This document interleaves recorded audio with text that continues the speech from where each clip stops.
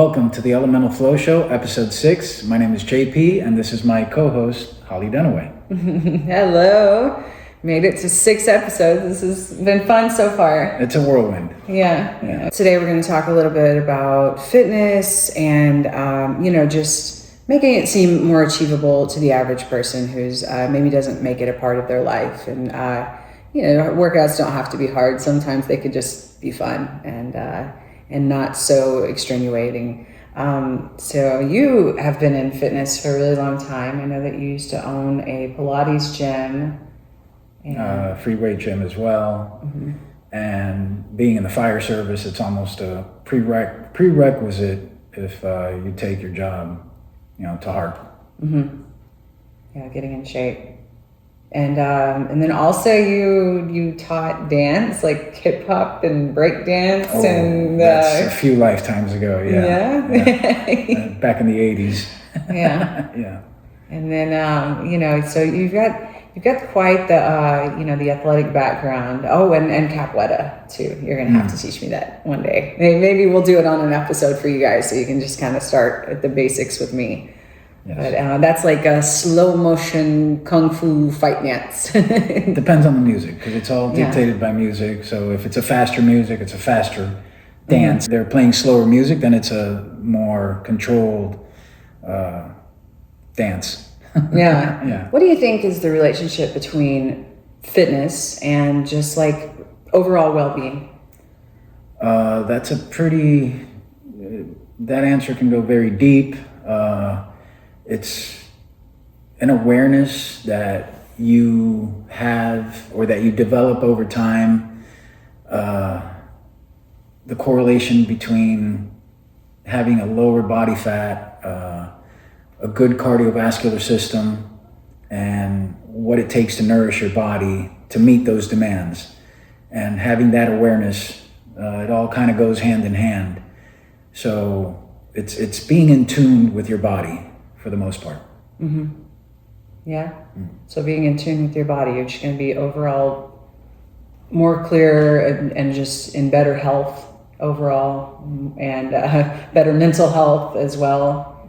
Definitely. Yeah. Right. Because I know that, people that they let fitness go, they're maybe not like super proud of their body anymore, and so they really like limit their experiences on earth. They don't wear the things that they want to wear, and they spend a lot of time like in their own head with like negative self-talk, and especially when someone looks in the mirror and just maybe not very confident in what they see. So those are all reasons that, affect your mental health. And it's where fitness, you just got to find something that you enjoy and find some way to make it fun, and just start with something very simple. Start with something very, minimal time. So you're not taking up, a whole lot of time with it or anything. Just, it's baby steps. But it's got to be baby steps of something that you enjoy.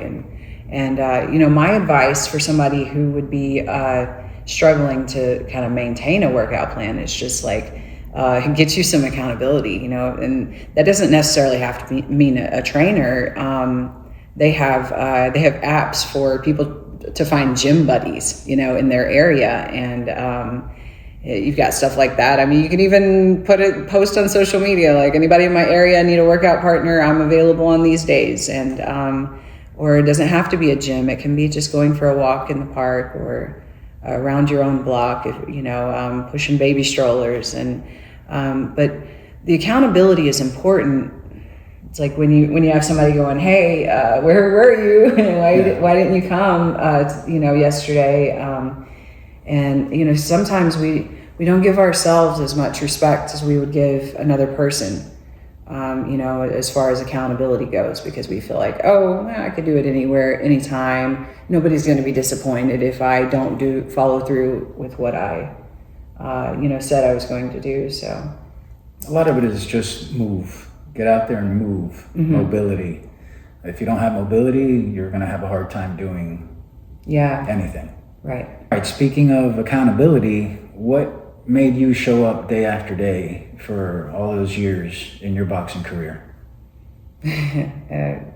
Accountability for sure, because boxing, when you're in the ring, it's a little bit of a solo sport. You've got, your coach is talking to you, but you may or may not be the time to take that advice.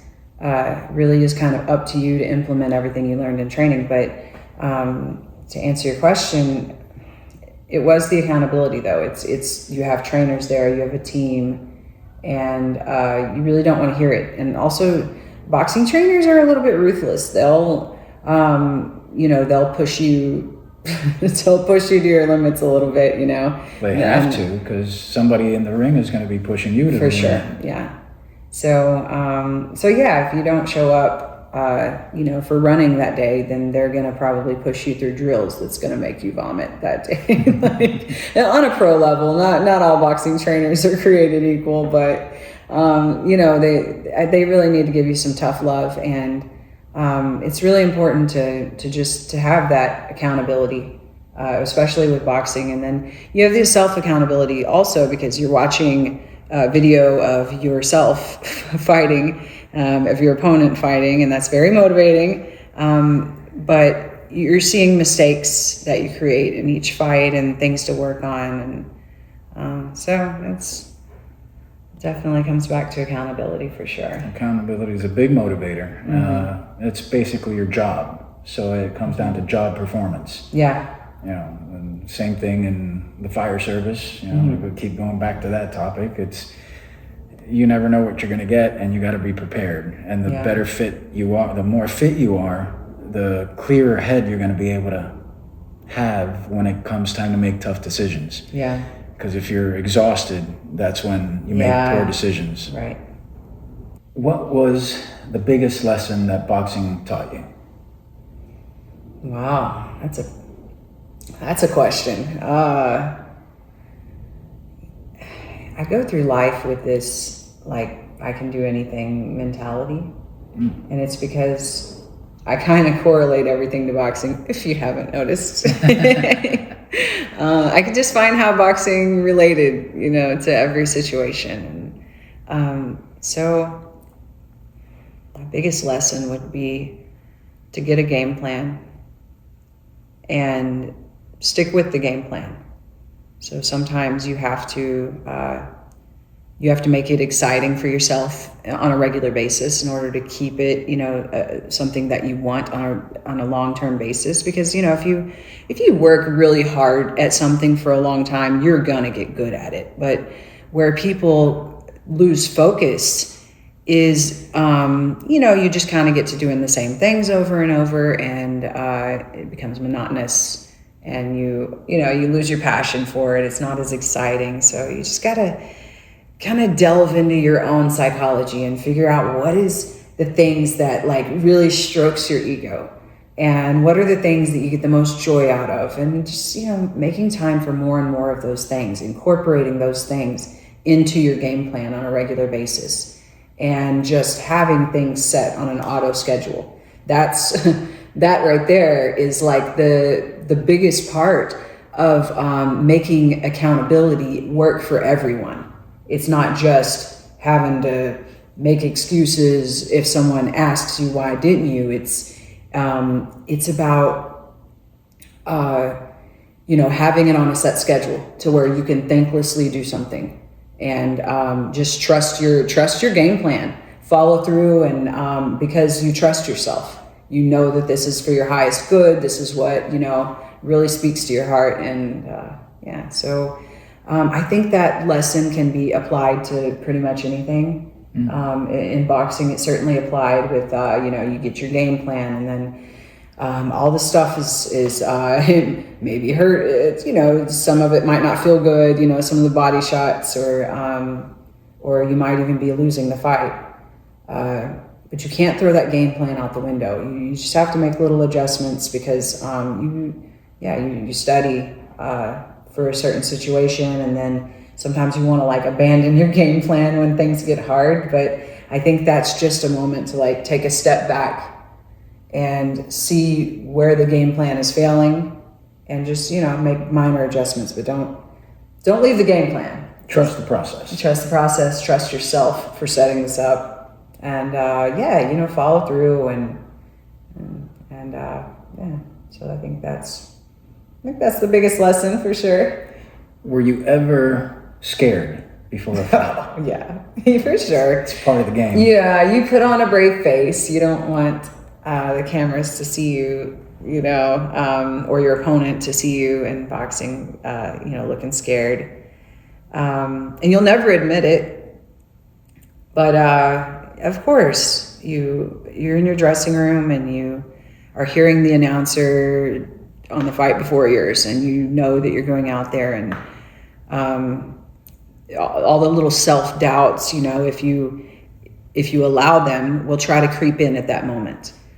And so you really just have to not allow it, just you have to focus on everything you did, not everything you didn't do. Because that's another part of how do you follow through when you're,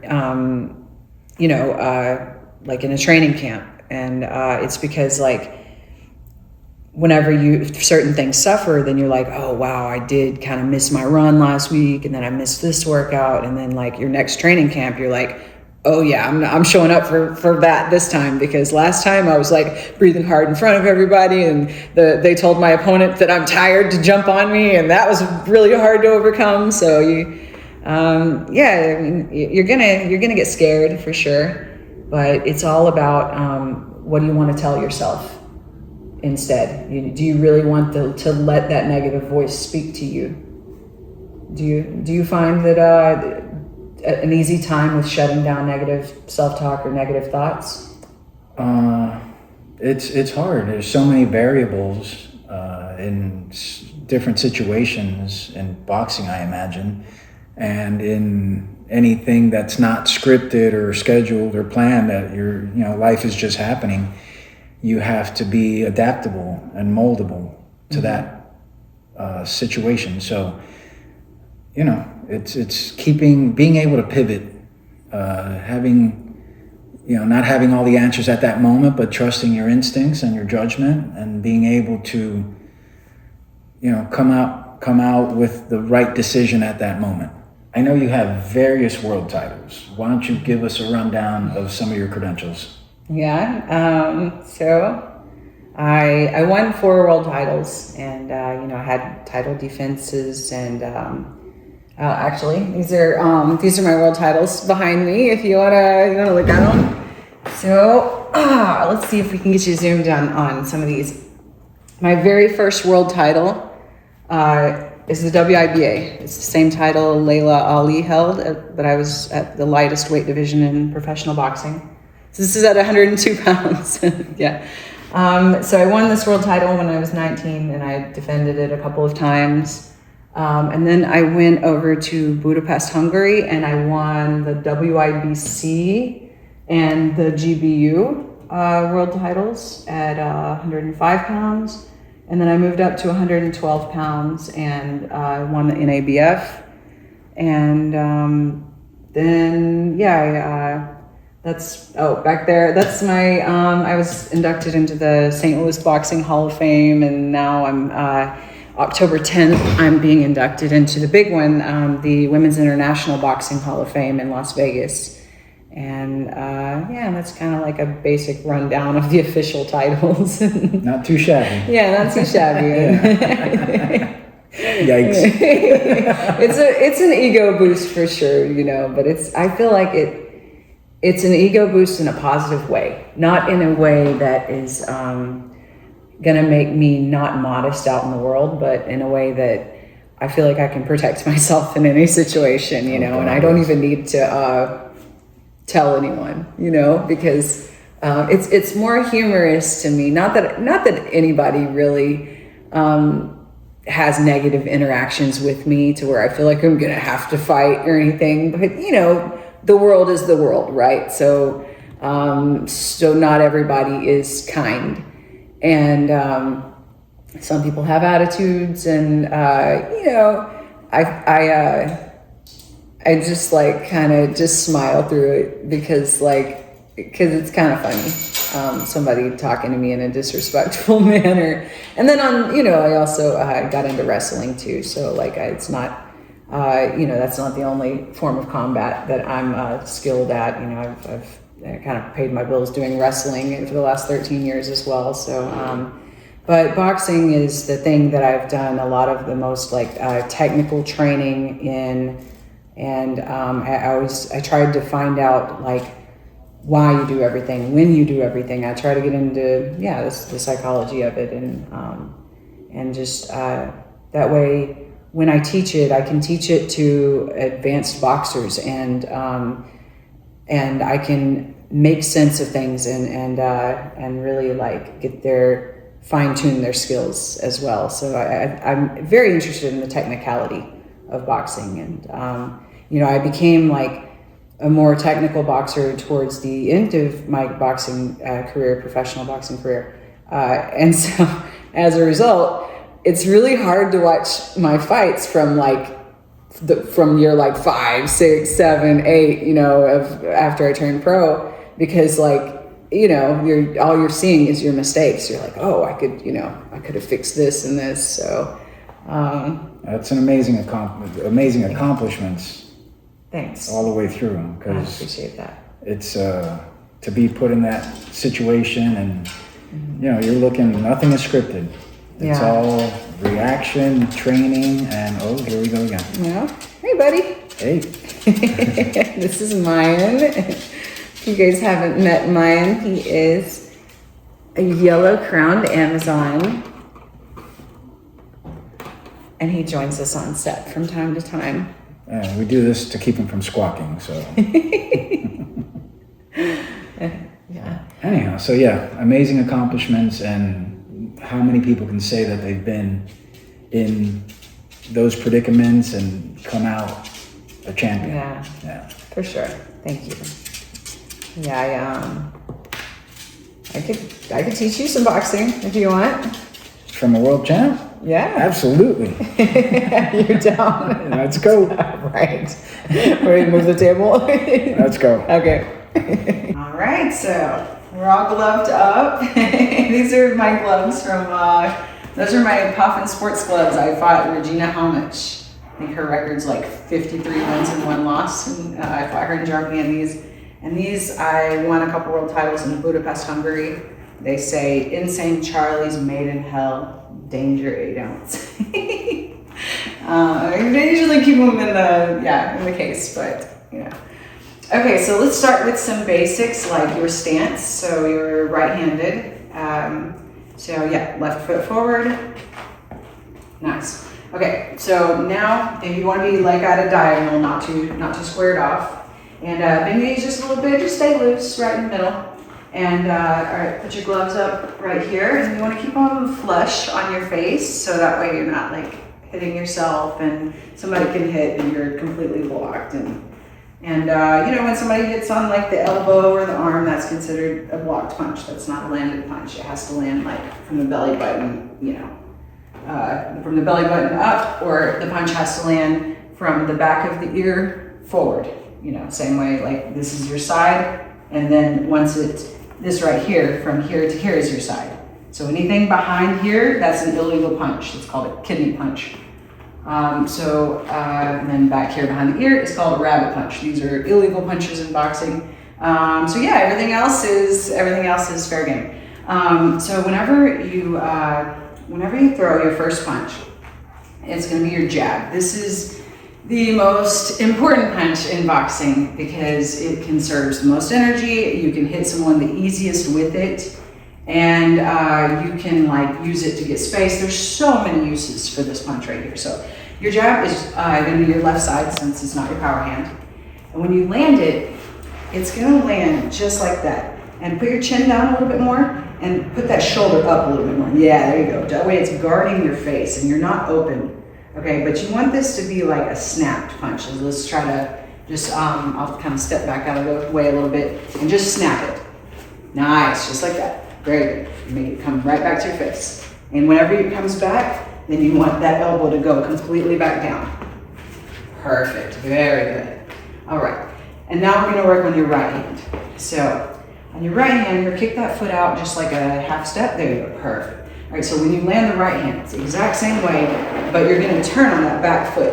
When you land, see how that shoulder's kind of up, guarding your face, and it's going to land just like that. So, but make sure that you turn on the pad of your foot as you turn. There you go. That way it's incorporating all of this muscle as you turn. Beautiful. Do it again. Nice. All right, throw one with a little speed on it now. Nice. Again. Good. Now put them together. Let's do the jab and then the right hand. Good. One more time. Very good. All right. So now let's work on like a little bit of footwork. So footwork, it's similar to basketball footwork. You know how they just like go like this side to side, but you just got to keep your left leg a little bit forward. Everything is opposite. If you're a left-handed person, everything I say is going to be switched. So move this way with me. Come the same way. Oh. There you go. Yeah. Wait, show me the. So stay on the pads of your feet and you're sliding. There you go. Nice. Just stay in your stance the whole time. Bend your knees, stay loose. Nice. Now it's forward and backward. Back me up. Nice. Nice high guard. Good. All right, now let's go to the side again. Good. Now circle with me. Stay in your stance. There you go. Keep stepping around. Swing that back leg behind you. Nice. Very good. All right, so let's work on a little bit of defense. So your defense, a jab and a straight right hand, they're like some of the fastest punches coming at you. You don't have as much time to react or prepare as you do for like a hook or an uppercut, because those you have to like come here before you throw them. Okay, so since it's a faster punch and you have less reaction time, all you really have time to do is either a little bit to the left or a little bit to the right. And you're gonna bend your knees either way. But you're gonna bend your knees and like to where your chin's over the left knee or your chin is over the right knee. There you go, so. There you go, use your intuition. Just move, get out of the way of the punch, other way. Oh. There you go. Now the right hand, nice. Little movement left to right. Don't waste too much energy, stay nice and loose. There you go. All right, now let's work on a little bit of blocking. So blocking, you want to catch it on your elbow or the glove. That is considered a missed punch or a blocked punch. Is this high enough? So it is, because whenever you come inside, then you want to go to the temple right there. Mm-hmm. Yeah, so then, you know, I try to punch you in the temple. And you can also you can block, and you can also kind of like turn your body and roll with it. So that way, and you can make them completely miss too. There you go. Nice. All right, do it on the other side too. So just roll with the punch and catch it on your glove. Nice. Okay, so same thing with body shot. You don't want to drop your arms. You want to lean to where, whichever side the punch is coming to where you're blocking on that side. So just lean over. Perfect.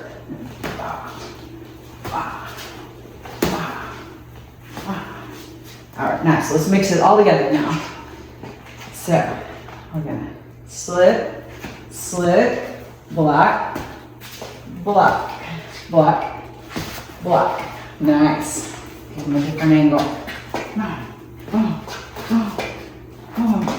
Okay.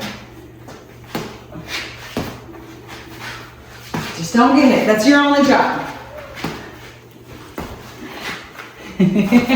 Good work.